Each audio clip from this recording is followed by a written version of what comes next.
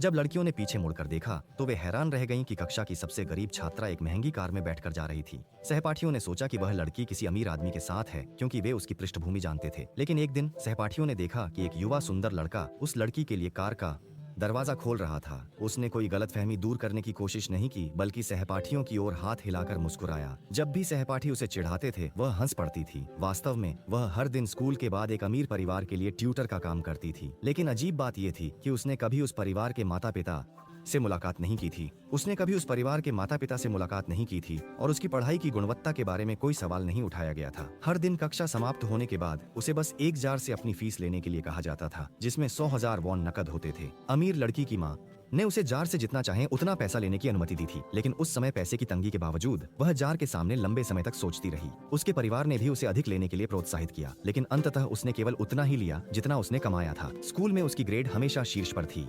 Professor ने उसे विदेश में पढ़ाई का अवसर दिया, लेकिन उसने यह कीमती अवसर किसी और को दे दिया।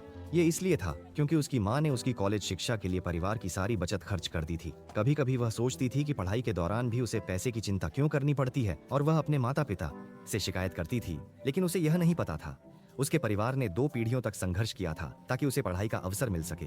उसकी दादी की पीढ़ी ने हर दिन समुद्र में गोता लगाकर समुद्री जीवों को इकट्ठा किया था।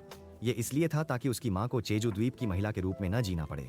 उसकी माँ ने राजदूत की नौकरी छोड़ दी थी ताकि वह द्वीप में फंसी न रह जाए।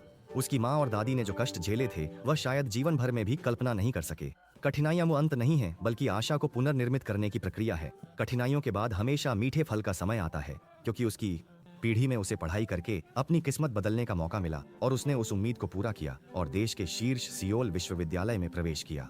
प्रवेश पत्र प्राप्त करने के दिन उसकी माँ उससे अधिक उत्साहित थी, क्योंकि उसने अपनी माँ के युवा दिनों में अधूरी रह गई पढ़ाई और कॉलेज जाने के सपने को पूरा किया था। लेकिन यह यात्रा आसान नहीं थी। अंततः अमीर लड़की जेनी की माँ ने उससे मिलने की इच्छा जताई, और तब उसे पता चला कि उसे ट्यूटर के रूप में इसलिए रखा गया था क्योंकि उसकी शक्ल जेनी से थोड़ी मिलती थी। दूसरे पक्ष ने जानबूझकर उसका नाम बदलकर जेनी रख दिया और उसे एक यूनिवर्सिटी में एडमिशन दिलाने की कोशिश की। उसने परीक्षा के लिए एक कार्ड बना रखा था। यदि वो टॉप 3 एग्जाम में से एक पास कर लेती तो उसे सियोल में एक 3 LD के अपार्टमेंट मिलेगा। हालांकि पकड़े जाने की कीमत बहुत ज्यादा होगी और उसे स्कूल से निकाल दिया जाएगा। उसने दूसरे पक्ष के रिक्वेस्ट को जोर से मना कर दिया। हालांकि जेनी की मां ने कहा कि वो पैसे से सारी समस्याएं सॉल्व कर सकती है। उसने इसे एक गर्म टॉपिक बना दिया कि उसे स्कूल में स्कॉलरशिप नहीं मिल सकी।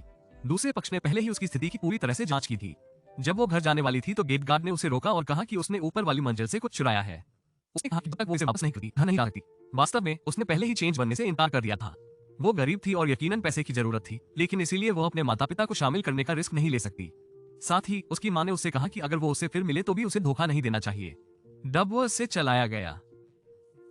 हालांकि इस तरह के बिहेवियर ने स्वाभाविक रूप से दूसरे पार्टी का गुस्सा बढ़ा दिया। घर जाने से पहले उसने फूलदान से अपना घर का पैसा लिया। जेनी की मां ने कहा कि उसने ये चुराया था। उसके पास गार्ड को अपना सारा घर का भत्ता देने के अलावा कोई चारा नहीं था और उसने सिर्फ अपने लिए ट्रांसपोर्ट का खर्च छोड़ दिया। हालांकि उसे इस बात का एहसास नहीं था कि दूसरे पक्ष का इरादा सिर्फ पैसे के बारे में नहीं था, बल्कि यह भी था कि उसने घर की हीरे की अंगूठी चुरा ली थी। अगर वो अंगूठी नहीं दे पाती तो वो यहाँ से नहीं जा सकेगी। उसने वापस जाकर पार्टनर से बात करने की कोशिश की, लेकिन जेनी की मां ने उससे मिलने की कोशिश नहीं की। डबवर्स की ताकत से थाने में उसने चाहे जितनी भी समझाई, पुलिस ने उसकी बात पर विश्वास नहीं किया। पुलिस ने उसका बैग और जेब चेक किया, लेकिन जांच के बाद भी उन्हें अंगूठी नहीं मिली। इसलिए पुलिस ने उसे धमकी दी।